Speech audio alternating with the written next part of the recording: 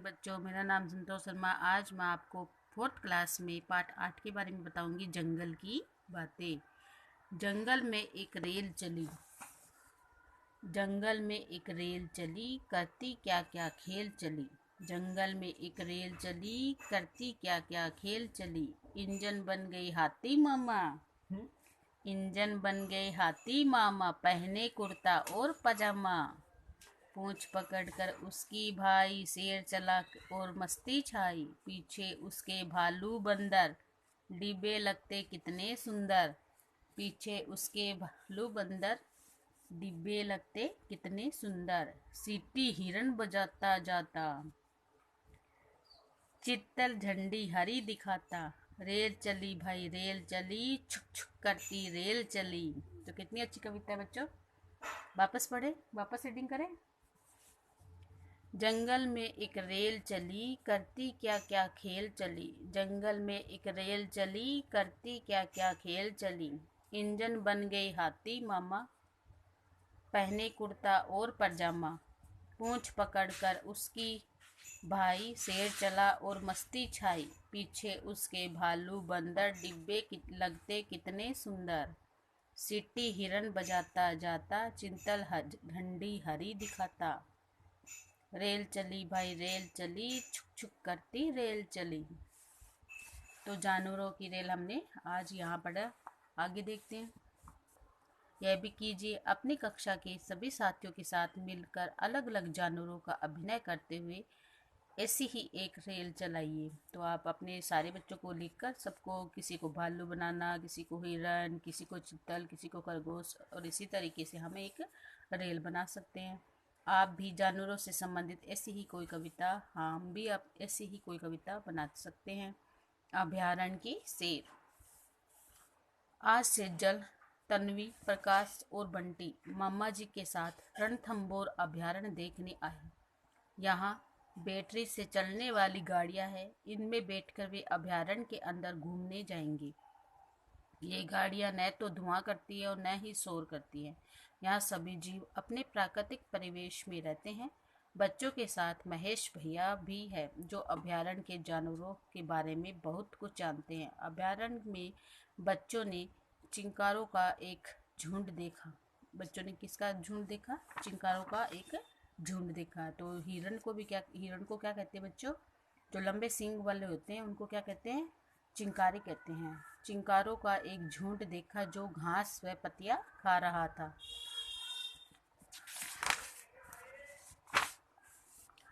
बंटी, देखो उस चिंकारे के सींग कितने बड़े व घुमावदार है, कुछ तो छोटे सींग वाले भी है। महेश भैया, बच्चों तुमने अच्छा ध्यान रखा। बड़े सींग वाला चिंकारा नर है, वह छोटे सींग वाली मादा है। इनकी एक खास बात यह है कि जल की कमी होने पर भी ये जीवन यापन कर सकते हैं। पेड़ों पर उन्हें जगह जगह बहुत से बंदर दिखाई दिए, जो एक दूसरे की पूंछ पकड़कर मस्ती कर रहे थे। बच्चों ने देखा कि बंदर का एक छोटा बच्चा माँ से चिपक गया और उसकी माँ ने उसे लेकर उसकी डाल पर कूद गई। बंटी, वह देखो एक बंदर दूसरे बंदर की जुएं निकाल रहा है। तो बंदर क्या करता है? एक दूसरे बंदर की क्या निकालता है? जुएं निकालता है। नील गाय का झुंड। प्रकाश, उधर देखो वह गाय और हिरन जैसा कोई जानवर दिख रहा है। सेजल, हाँ देखो इनमें से कुछ बड़े व गहरे नीले रंग व कुछ भूरे रंग के हैं। प्रकाश, ये नील गाय है, वो जो भूरे रंग का दिख रहा है वह मादा है, वह गहरे काले व नीले रंग का है वो नर है। ये कभी कभी खेतों में घुसकर फसलों का नुकसान पहुंचाते हैं। तन्वी, अरे देखो सूअर। महेश भैया, हाँ यह जंगली सूअर है, यह बहुत ताकतवर होता है और इनके झुंड भी खेतों में घुसकर नुकसान पहुंचाते हैं। सोचिए, बताइए। बच्चों ने अभयारण्य में चिंकारों का एक झुंड देखा। आपके किन किन जानवरों को झुंड में रहते हुए देखा है? तो झुंड में रहते हुए हमने किसको देखा? हिरण को, चिंकारे को, बंदरों को हमने झुंड में देखा है। झुंड में रहने वाले जानवरों को क्या फ़ायदे होते हैं? तो जब कोई विपदा या कोई शत्रु आता है तो वो दोनों सब साथ में मिलकर उसको भगा देते हैं।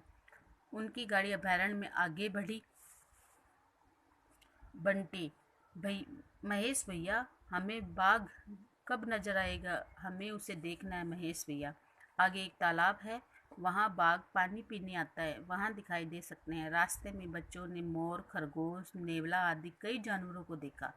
घूमते हुए वे तालाब के किनारे पहुंचे। काफी देर इंतजार किया। अचानक महेश भैया ने सबको चुप रहने के लिए कहा। महेश भैया सुनो, बंदर और चिड़िया का शोर, बाघ कहीं आसपास है। सभी ध्यान से चारों तरफ देखने लगे। थोड़े ही आगे उन्होंने देखा,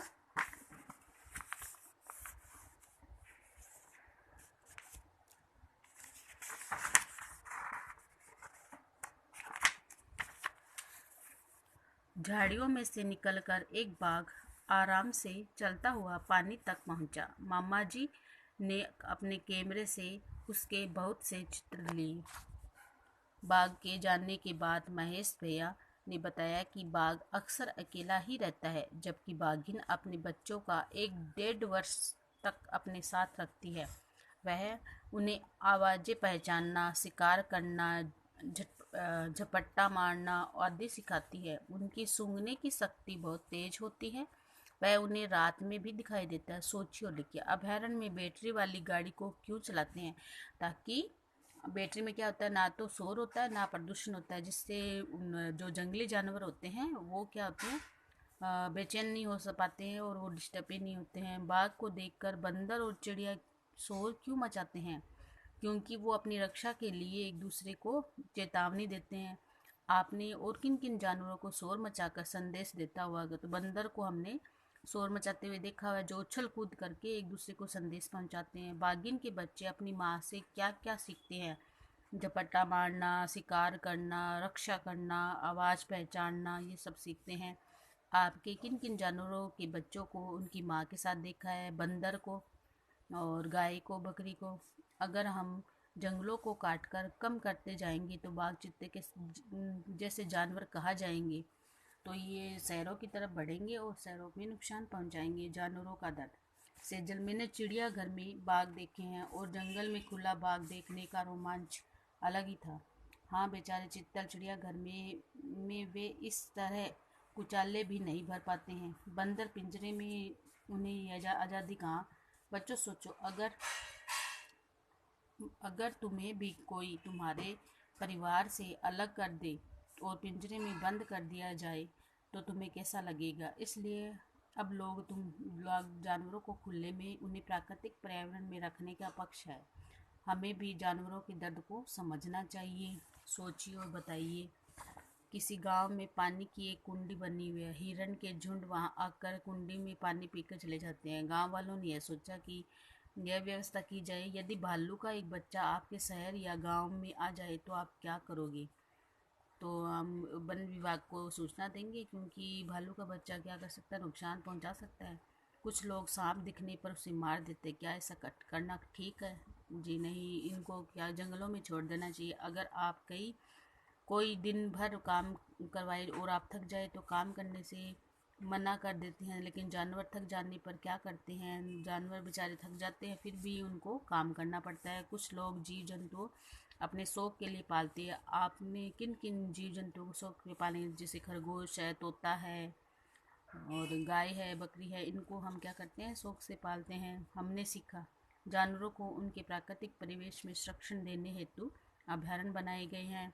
जानवर अलग अलग तरह से व्यवहार करते हैं, कुछ जानवर झुंड में से तो कुछ अकेले रहते हैं। हमें जानवरों को परेशान नहीं करना चाहिए और उनकी मदद करनी चाहिए। उनका सही विकास उनके प्राकृतिक परिवेश में ही हो सकता है। जाना समझा बताइए। चिंकारा, नीलगाय, बंदर और जंगली सुअर की एक एक विशेषताएं। चिंकारा क्या होते हैं? उसके जो सींग होते हैं घुमावदार होते हैं। नीलगाय नीले रंग की और भूरे रंग की होती है। बंदर झुंड बना के रहते हैं। जंगली सुअर ताकतवर होते हैं।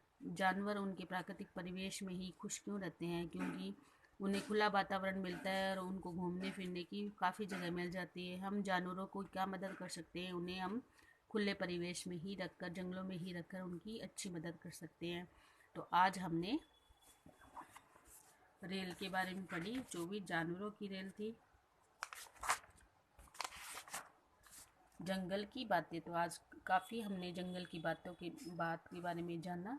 आज हम इतना ही करेंगे। जितने भी क्वेश्चन बताए हैं, जो भी आपको कविता है जानवरों के बारे संबंध में, तो आप उनको कॉपी में लिखना। धन्यवाद।